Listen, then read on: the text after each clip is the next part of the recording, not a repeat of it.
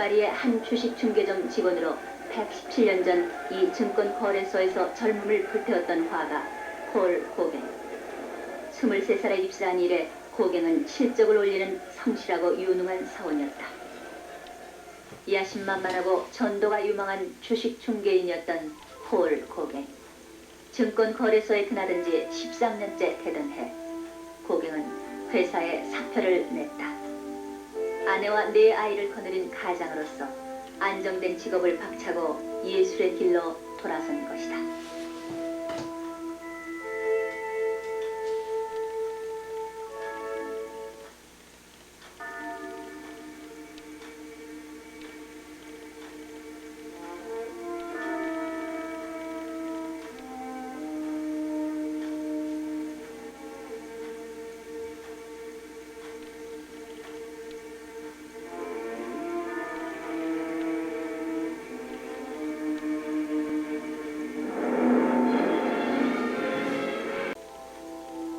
할 수만 있다면 내게서 이 잔을 옮기소서 하고 탄원하던 예수의 고뇌.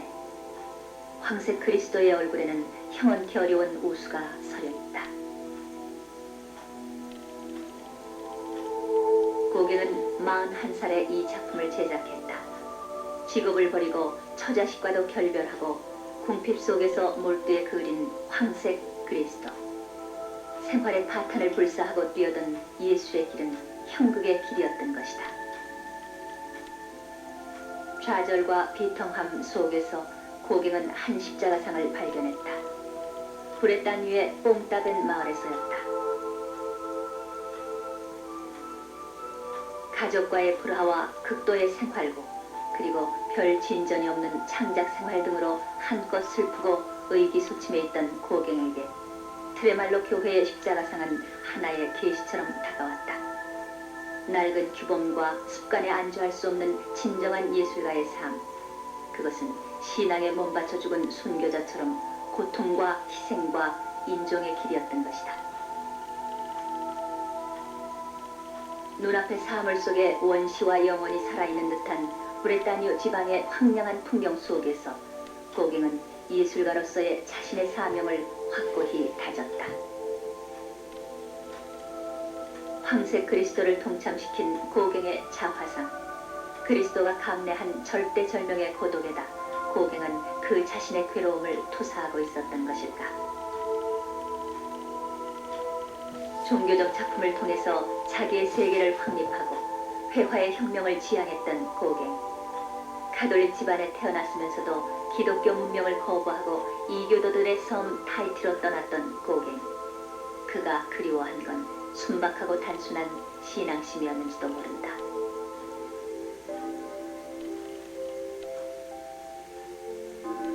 원초적인 감동으로 다가오는 신앙과 삶의 의미를 고갱은 여기 브레타뉴의 마을에서 발견할 수 있었다. 고갱은 뽕따벤에서 그의 예술의 기틀을 다졌던 것이다.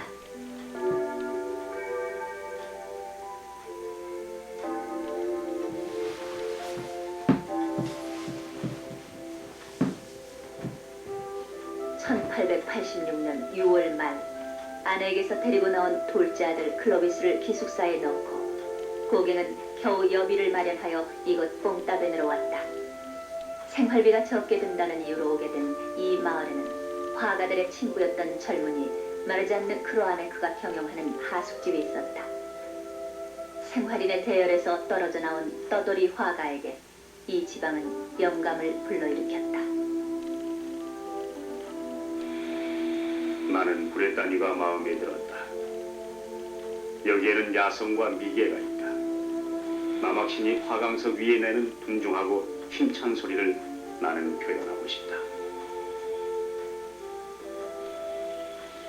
5개월간 머물게 된 1차 뽕따벤 체류는 1888년 2월에 2차 방문으로 이어진다. 이듬해인 89년 4월에는 세 번째 방문이 이루어진다. 이 세 번의 뽕따벤 체류를 통하여 고갱은 독자적 화풍을 수립하고 후기 인상주의의 이정표라고 할 수 있는 걸작들을 낳았다. 고갱과 에밀 베르나르 주위에는 일군의 젊은 예술가들이 모여들었다. 뽕따벤파의 우두머리 폴 고갱. 뽕따벤에서 여러모로 신세를 진 젊은 사트르 부부, 그 부인 앙제를 모델로 한 이 작품은 당사자의 마음에는 들지 않았다.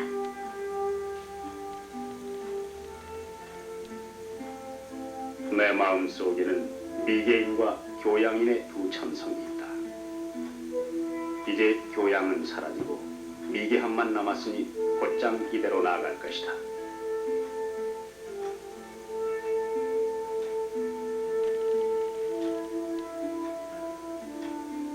토박이 농민이나 소박한 그리스도 상등을 모티브로 하면서 고갱은 뽕따벤에서 자신의 예술을 성숙시켜 나간다.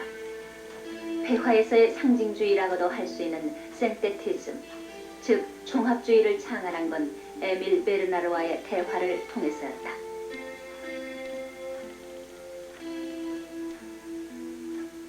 고갱은 인상주의를 천박하고 물질적인 무사상의 예술이라고 하면서 인상파에 반대하고 나섰던 것이다.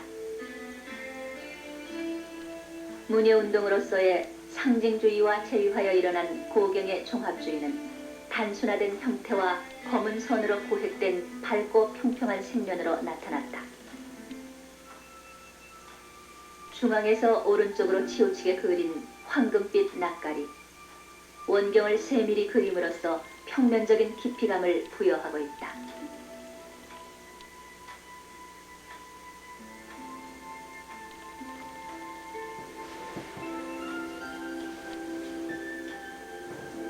황금빛 수학을 그릴 무렵 고갱은 찾아오는 사람이 많은 뽕따벤을 떠나 르뿔리로 온다. 이곳에서 고갱은 그가 표방하는 종합주의 미학을 완성시켰다. 너무 자연에 얽매여 모사하려 하지 말라. 예술은 하나의 추상이다. 자연을 앞에하고 꿈을 키우며 그 자연을 추상하라. 그리고 만들어지는 작품 자체보다는 창조한다는 일에 치중하라. 인상주의에는 무언가 중요한 것이 결여됐다고 느꼈던 일군의 화가들. 날이 갈수록 점점 더 미술이 겉멋에 빠지고 피상적으로 돼가는 위험에 처해 있다고 고갱은 느꼈다.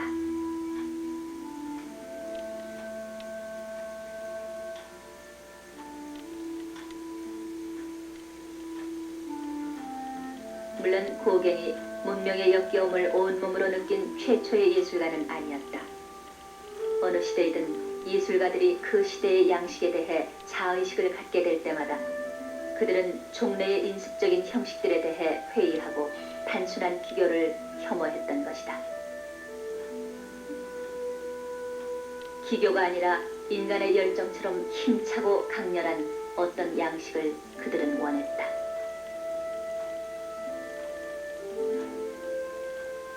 앞서 지배적이었던 양식에 대한 격렬한 혐오감과 반발이 언제나 새로운 감수성 속에 준비되고 있었던 것이다.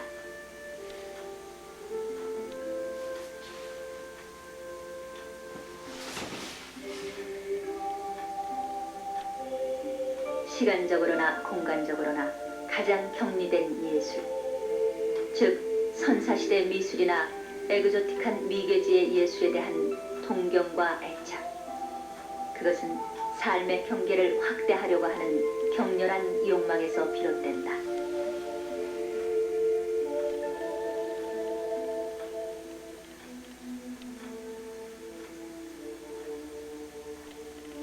반복하는 기계의 생활을 팽개치고 35살에 고도자적 삶의 순례길에 오른 예술가 폴 고갱. 140년 전 6월 7일 폴은 이 집에서 태어났다.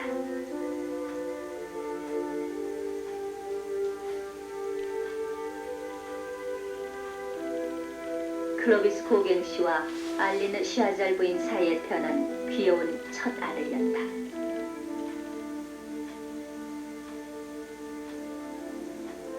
파리 중심지 라페트가 1871년 4월 해군에서 만기 제대한 고갱은 이곳에 위치한 주식중개상 폴 베르땅 회사에 취직한다. 월, 화, 수, 목, 금, 토 서류 가방과 장부처를 들고 회사와 증권 거래소를 왕래하는 월급쟁이. 나는 무엇을 소유하고 있다. 나는 대단한 인물이다. 나는 하찮은 인간이다. 나는 모욕을 당했다. 나는 똑똑하다. 하는 일이 무엇이든 간에 우리는 나와 내 것을 내세우면서 끊임없이 남과 자기를 비교하고 저울질하고 헤아린다. 살아갈수록 점점 더 비교를 하게 되고 점점 더 소유욕이 강해지고 스스로 얽매이게 될 궤도를 일으켜가는 사람들. 폴 고겐. 야심만만하고 승부근성이 강했던 젊은이.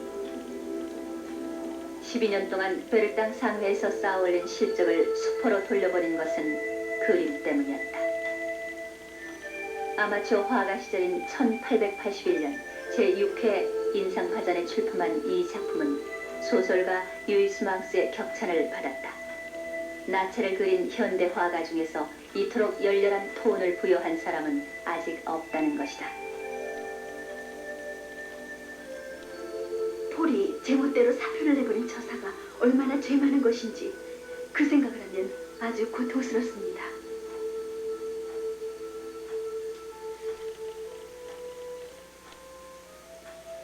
집을 쫓겨난 나는 침대와 책상밖에 없는 방에서 불도 없이 단 한 사람의 친구도 없이 지낸다.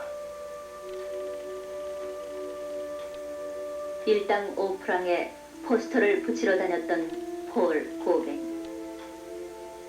코펜하겐에 있는 처갓집에 있다가 6살짜리 둘째만 데리고 파리로 나온 무일푼의 고겐. 그는 돈이 될 만한 일은 닥치는 대로 했다. 파리, 파나마, 마르티니크 섬을 거쳐 두 번째로 머물게 된 브레타뉴에서 고갱은 호호의 초청을 받게 된다.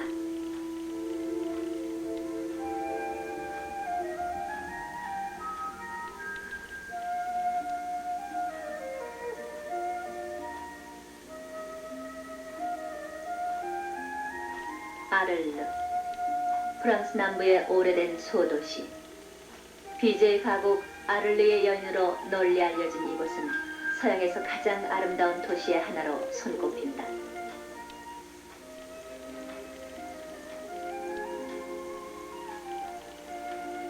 병고와 궁핍에 시달리는 고갱에게 말할 수 없는 애정을 기울이고 있던 호호.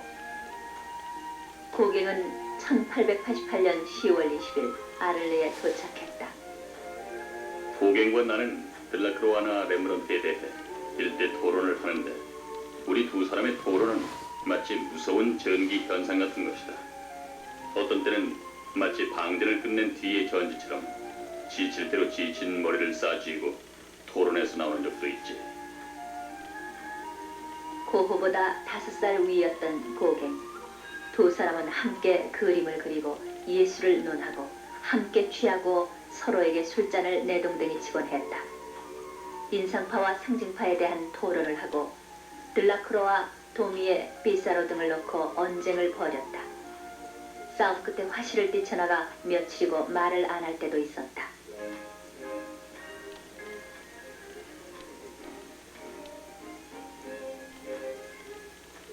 고갱은 빈센트의 해바라기에는 완전히 매료돼 있었고 고호는 고갱을 존경했다.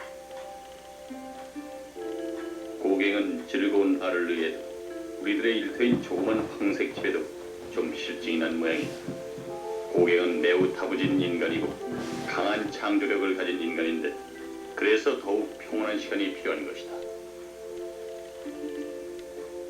고갱이 아를레에 온 지 2달이 되던 1889년 12월 21일 고호는 과로 끝에 이상과민 반응을 일으켜 고열과 광란 상태에서 제 왼쪽 귀를 잘라 창부에게 가져갔다. 그 유명한 귀의 비극.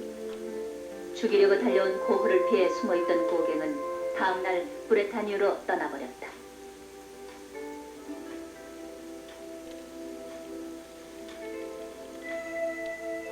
화국으로 끝난 아를레 시절의 기념비적인 풍경화가 바로 이 작품이다. 아를레의 명소인 묘지사원 알리스강. 묘지 찬백액일까. 손을 모으고 선 세 여인의 옷차림이 똑같다. 사생을 통해서보다는 상상력을 통해 그리도록 고호에게 충고했던 고갱의 풍경화에는 언제나 관념의 투영이 엿보인다. 예술은 하나의 추상이요 자연을 앞에 놓고 꿈꾸는 동안 그 자연에서 이끌어낸 상징이라고 고갱은 말한 바 있다. 천사와 야곱이 씨름하고 있는 환영을 보는 신심 깊은 브레타뉴 아낙네들.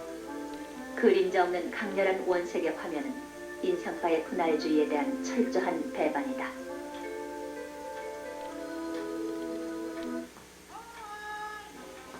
(1889년) 파리에서 열린 만국 박람회를 통해 타히티 현지 사정을 알게 된 고갱은 1891년 4월 4일 마르세유 항을 떠나 대망의 타히티로 향했다.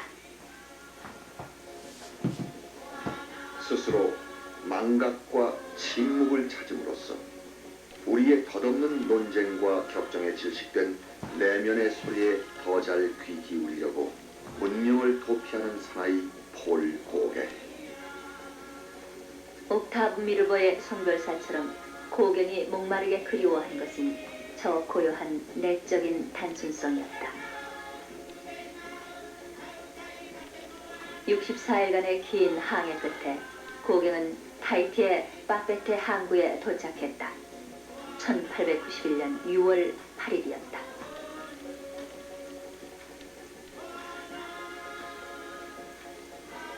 타히티는 남태평양 중부에 위치한 프랑스령 폴리네시아에 속하는 소시에테의 주도이다.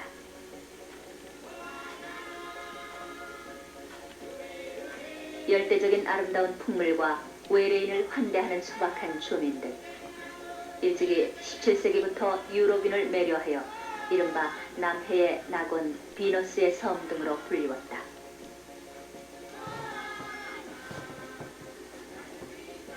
(1844년) 프랑스가 전통적 왕조를 멸망시켜 식민지도 만들었고 유럽인들이 퍼뜨린 몹쓸 병으로 원주민들이 폐해를 입기도 한 제2의 하와이, 타히티. 이국적인 풍물이나 정치에 매혹되는 예술가들의 에그조티시즘을 부추겨 피에르 로띠, 고갱 등 많은 화가 문인들의 활동 무대가 되어왔다. 내면에 아무것도 감추는 바가 없기 때문에 안팎이 없어진 투명한 상태. 그때 예술가들은 제 영혼에 응답하는 사물들의 소리를 도처에서 듣게 된다.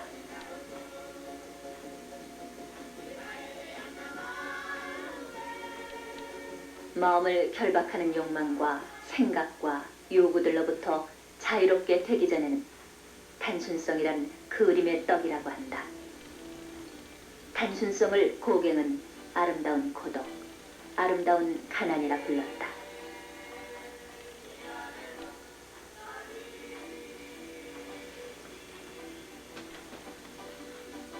꿈꾸는 듯한 다소 불안한 눈매, 나부끼는 흙밭, 귓가에 꽂은 빨간 처녀의 꽃.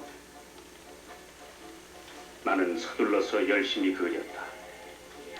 나는 그녀의 뇌리에서 미지의 것에 대한 공포와 열망, 모든 즐거움의 바닥에 깔려있는 우울과 비애를 느꼈다. 타히티 원주민의 영혼에 동화되고 싶은 열망이 고갱을 사로잡았다. 단순 소박한 생활, 순수한 마음의 상태에 복귀함으로써 구원을 발견해보려는 문화적 원시주의.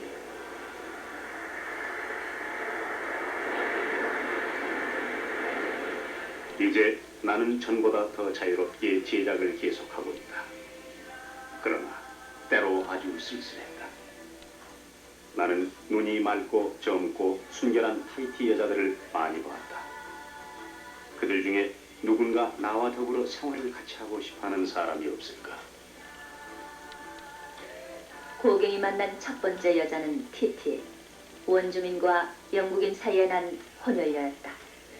유럽 관리들과의 진부한 사치 생활이 몸에 밴 티티에게 고갱은 곧 권태를 느꼈다. 고갱이 두 번째로 맞이한 신부는 통가족의 소녀 페후라. 이 아가씨는 고갱을 타이티의 영혼과 결합시켰다.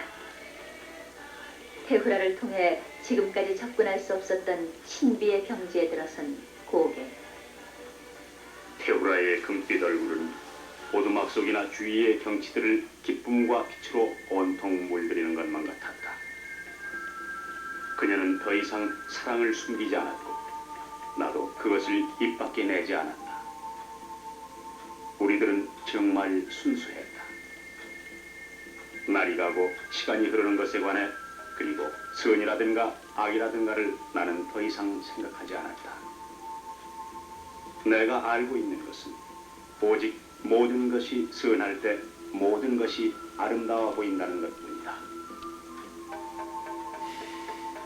타이티의 천국이여, 기쁨의 땅이여 하고 고갱은 외친다.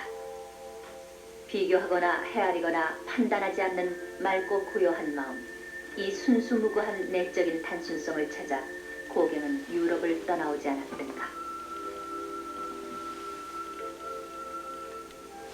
고갱이 타이티에서 그린 작품 중에는 기독교적 주제를 다룬 것들이 적지 않다. 타이티인인 마리아와 아기 예수를 경배하는 두 처녀, 그 왼쪽에 노란 날개의 천사가 보인다. 절대적으로 선하다는 감정, 모든 것에서 미의 각인을 발견하는 종교적인 기쁨 속에서 고갱은 11살 무렵에 다니던 오를레앙 소신학교를 떠올렸다. 자바 사원의 석벽에 새겨진 조각상이 그림의 모티브가 되기도 했다.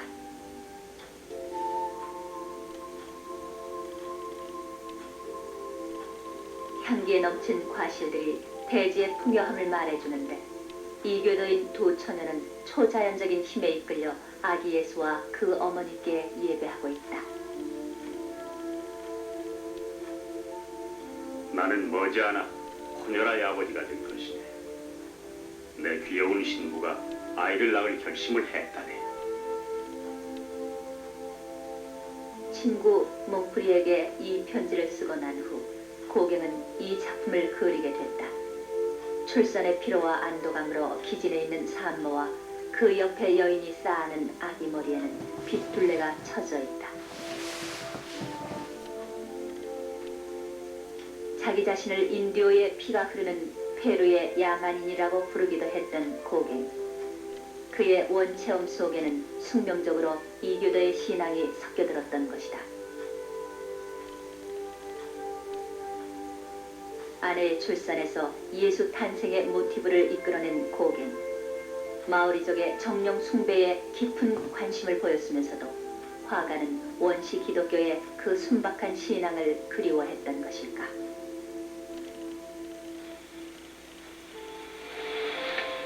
하이티에 머문 지 2년째 되던 1892년 3월 고갱은 병을 얻어 빠페떼의 한 병원에 입원했다. 하이아미 병원. 6월에는 본국 송환을 총독에게 청했다가 마음을 고쳐먹는다.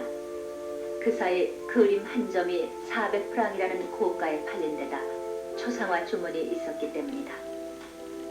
타이티에서 인간적인 삶의 모든 즐거움을 누리고 있다고 고국의 친구들에게 써보내던 고갱도 예기치 않은 병마와 싸우는 시간은 고통스러운 것이었다. 숙이 노아노아의 지필에 들어간 것도 이 무렵이었다. 노아노아, 타이티어로 향기롭다는 뜻의 이 말을 고갱은 테후라와의 신혼 시절 처음 썼다. 나는 그녀에게서 피어오르는 향기를 맡는다. 노아노아라고.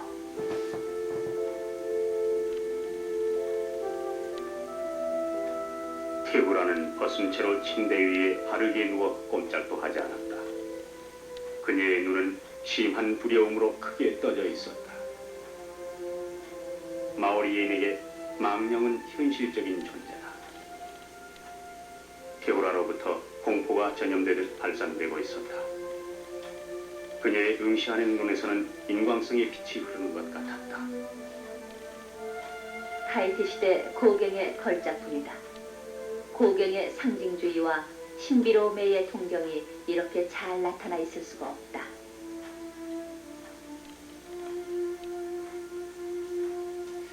원 제목은 아레아레아, 타이티 말로 장난이란 뜻이다.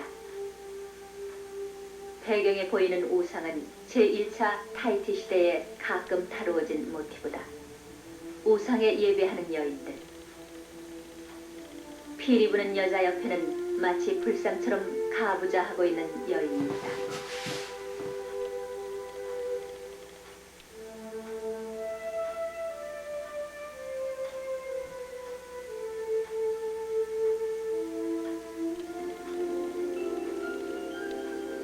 (1893년 5월) 다시 병이 난 고갱은 타이티를 떠나 시드니를 거쳐 프랑스로 향했다. 마르세유에 도착한 것은 8월 5일. 고갱의 주머니에 남은 건 단돈 4프랑이었다.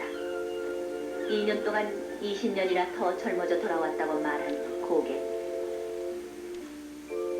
파리에 도착한 지 얼마 되지 않아 그린 이 자화상은 프랑스에서 그린 마지막 자화상이다. 파리의 한 아뜰리에에서 고갱은 자바 태생의 키가 작은 혼혈녀 안나와 살았다. 안나의 애완동물인 붉은 털 원숭이. 교활한 마음이 뚜렷이 드러나 보이는 자바 여인의 표정은 타이티의 여인들과 대조적이다.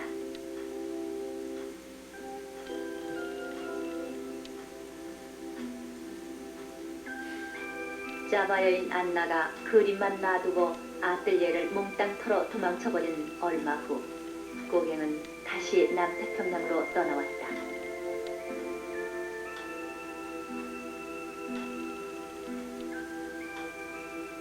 (1895년 7월) 겨우 도달한 타이티는 전보다 더 서구화되어 있었다. 전등이 들어오고 회전목마가 돌고 축음기가 요란하게 울리고 있었다. 고갱에게 타이티의 이부였던 테후라. 그녀도 딴 남자와 결혼한 뒤였다. 고독과 질병과 빈궁 속에서 고갱은 푸나비아 지방의 서해안에 타이티식 오두막집을 지었다. 푸나비아 섬 아가씨 파우라와 함께 지내면서 고갱은 필사적으로 제작에 매달렸다. 인간의 일생이란 덧없이 짧은 것이지만 그러나 그동안에도 위대한 일을 할 시간은 있다. 나는 사랑하고 싶다고 생각하면서도 그것이 안 된다. 나는 사랑해선 안 된다고 생각하면서도 그것이 안 된다. 고갱의 타이티라 할 만큼 자신의 꿈을 현실화해 나갔던 제1차 타이티 시대와는 달리 우리는 이 그림에서 내면의 갈등과 피로를 느끼게 된다. 고갱 스스로 색채면에서 이만큼 무게 있고 장대한 그림을 그려본 일이 없다고 할 만큼 색의 조화가 뛰어난 걸작이다. 그리스도의 죽음과 부활에다 그 자신의 운명을 투영시키고 싶었던 자화상.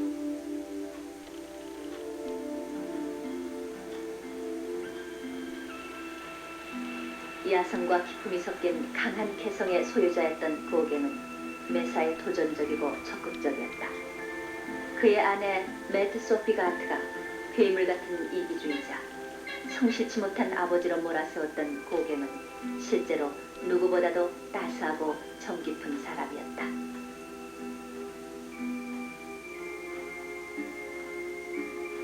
백인 관리들이 원주민을 부당하게 다루는 것을 보면 참지 못하고 나서서 항의하곤 했다. 미소라는 신문을 발행하여 식민지 관원들의 비리와 횡포를 고발하는 기사도 썼다. 타이티에서의 생활수기 노아노아에는 걸작 수채화들이 실려있다.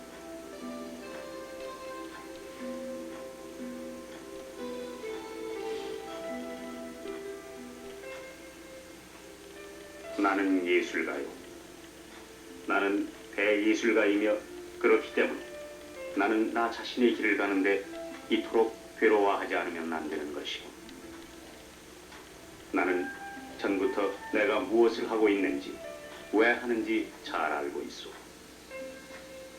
내가 강한 것은 타인에 의해 길을 흩뜨린 일이 없이 나 자신 속에 있는 것을 창조해내고 있기 때문이요. 아내 맷드에게 보낸 편지다. 타이티의 수도 파페떼에서 50km 떨어진 곳에 세워진 고갱 기념관. 그의 사후 62년이 지난 1965년에 민간재단 싱어폴리낙에서 만든 것이다.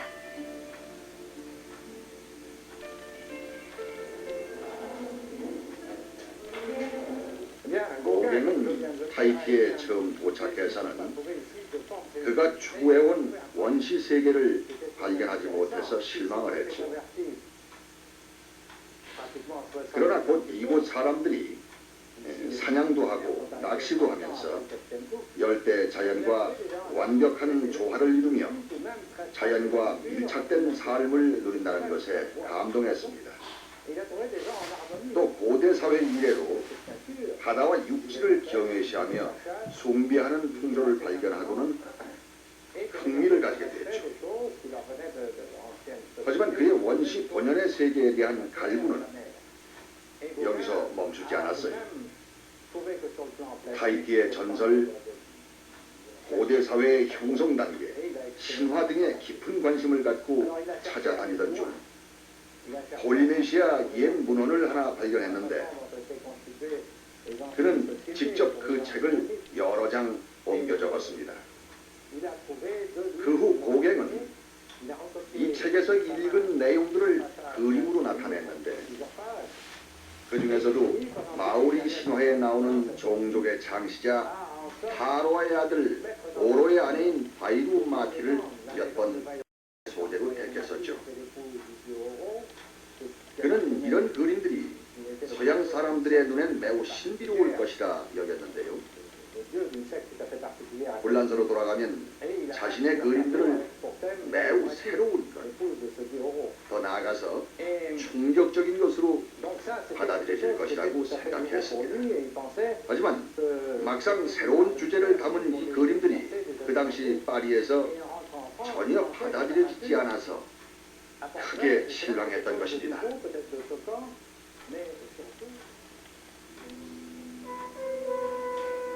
1897년은 고갱에겐 절망적인 슬픔의 해였다. 그가 가장 아끼던 딸 알린느가 죽었고 아내 맷드와 주고받던 편지가 끊어져 버린 해였다. 그리고 고갱 또한 병으로 한동안 입원해 있었다. 그는 죽어버리기로 작정했다. 나는 죽기 전에 내 머릿속에 구상해두었던 대작을 그리고 싶었다. 그리고 한 달 내내 열이 들뜬 것처럼 밤낮을 가리지 않고 제작했다. 비록 자살은 미수에 그쳤지만 이 작품은 고갱의 유언적 대작이다.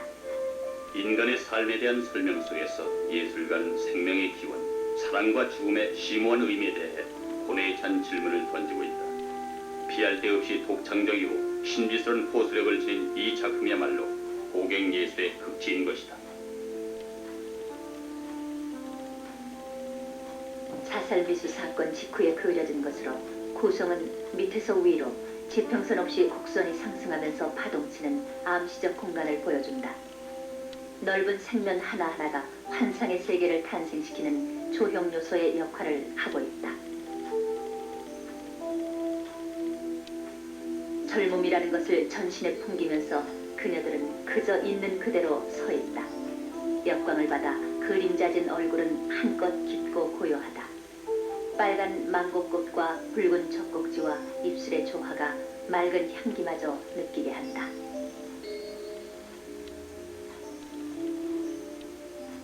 고갱이 주장했던 원시애로의 지향은 반고호의 표현주의나 입체주의로 나아가는 세잔리의 길보다 현대 미술에 더 지속적인 영향을 끼쳤다고 말할 수 있다.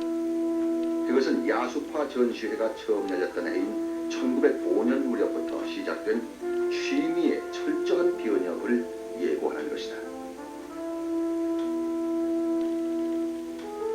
전혀 억압되지 않은 자유를 얻었지만 때로 고갱의 가슴을 쑤시는 아픔이 없는 게 아니었다.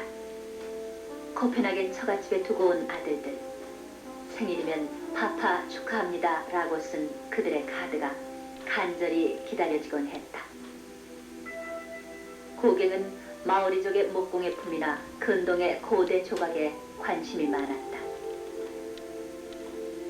고대 조각이나 벽화 같은 원시 미술을 통해 단순하고 힘찬 양식의 발견이 가능했다.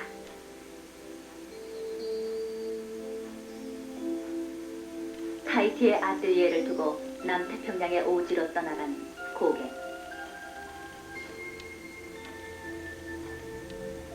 열세 개의 오래된 화산섬으로 이루어진 마르케사스 제도. 그 가운데 하나인 히바오아 섬으로 옮겨온 것은 1901년 53살 때였다. 화산섬이라 바위돌이 많은 산지를 이루고 있으나 한편 비옥한 골짜기도 많다. 타이티에서 경비행기로 8시간 걸리는 먼 거리를 고갱은 배편을 통해 가까스로 찾아왔던 것이다. 18세기에는 남해의 낙원으로 불리기도 했던 아름다운 풍광. 마르케사스 제도의 주요 섬 중 하나인 히바오아에서 고갱은 3년 동안 살았다. 언제나 원주민 편에서 파견된 관리들에게 대항했던 고갱. 1903년 4월에는 명예훼손으로 기소되어 징역 3개월, 1000프랑 벌금형을 언도받는다. 히바오아의 풍광은 고갱을 한없이 기쁘게 했다. 사람들로부터 떨어져 나무들에 둘러싸여 나는 완전히 혼자일 뿐이다. 오늘이라는 날이 자유롭고 아름답듯이 또 다른 날도 이러하리라는 확신을 가지고 평화는 내게로 오고 있었다.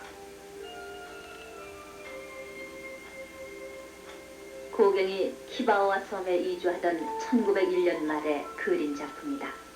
이것은 타이티보다 더 야만이고 미개한 원주민을 통한 인생의 찬미이다. 둥근 어깨에 소녀 같은 연약함을 보여주는 부채를 든 아가씨, 유순하고 조용한 눈매에 소녀다운 앳됨이 엿보인다. 불상처럼 앉아있는 남자, 그 곁에 다가앉은 젊은 아가씨. 바나나, 코코야자, 감자, 고구마 등 원시 농경에 종사하는 히바오아 주민들은 그 나름대로 알뜰한 생활의 미를 가꾸고 있었다.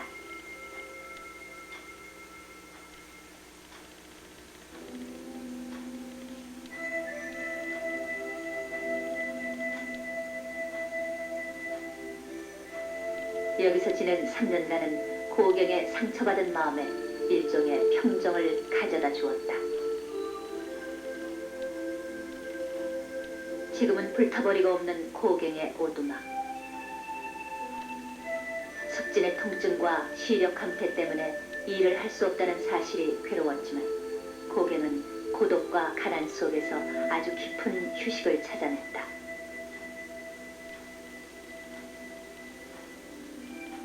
고갱의 말 그림 중에서도 가장 유명하고 뛰어난 작품이다.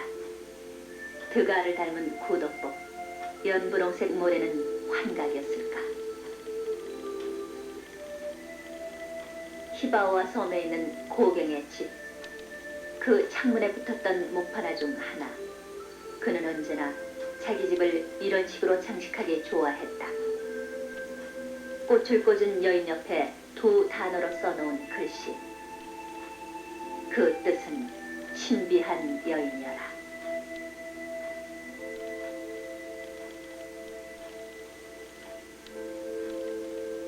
삶은 고독과 운둔의 대양에 떠있는 섬. 바위는 삶의 욕망, 나무는 삶의 꿈, 꽃은 삶의 고독. 그리하여 삶은 고독과 운둔의 대양 한가운데 있다.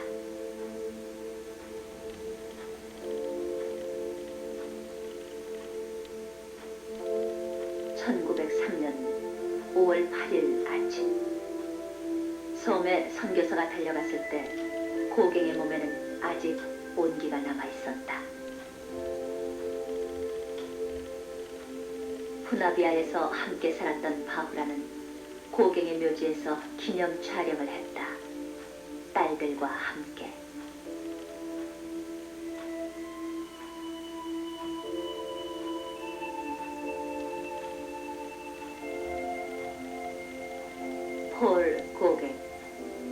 1903년에 고갱은 55살이었다. 나는 때로는 선량했다. 나는 이 일을 자랑 삼지 않는다. 나는 이따금 불량했다. 나는 이 일을 후회하지 않는다. 너 남녘과 동력의 조용한 바람아, 부드럽게 어울리면서 나의 얼굴을 쓰다듬는구나. 저 섬으로 보러 가거라. 저 섬 사랑스러운 나무 그늘 밑에 나를 버린 사람이 쉬고 있단다. 그에게 말해다오. 울고 있는 나를 보았노라고. 고갱의 연인이었던 마오리족 여인들이 부르는 애절한 노래. 채 시들지 않은 꽃잎들은 그들의 가슴이 토해놓은 한숨일까. 생전에 빚어 만든 조상이 십자가 대신 홀로 무덤을 지키고 있다.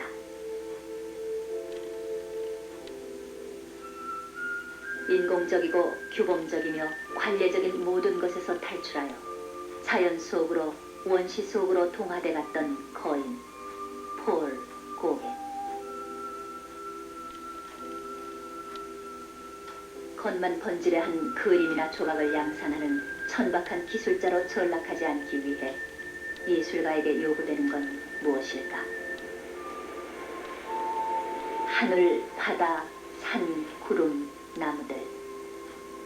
대자연의 광활함과 보편성 속으로 때로 강제로라도 걸어 들어가지 않는다면 창조의 젖줄은 이내 고갈되고 만다. 서류철과 증권 가방을 챙겨들고 불을 뿜는 경쟁이 벌어지는 증권 거래소를 드나들던 30대 중반의 폴 고갱. 약속된 미래와 생활의 안정을 포기하고 남태평양의 오지에서 그가 얻은 건 무엇일까? 문명은 조금씩 나로부터 떨어져 나갔다. 인간을 육과증권 마냥 비교하고 헤아리고 분류 정리해버리는 문명 사회의 악습에서 차츰 벗어나고 있었다. 떨어지는 나뭇잎 소리에도 영혼의 울림을 듣는 텅 빈 퉁소처럼 되어갔다. 인공적이고 법칙적이며 관례적인 일체의 것에서 탈출하고 있었다. 나는 성자들의 저 위대한 내적 단순성을 내 그림과 삶 속에서 실현해가고 있었던 것이다. 생명의 리듬에 충만한 노래를 지닌 행복하고 창조적인 인간의 모습으로 폴 고갱은 오늘도 우리 안에 살아있는 것이다.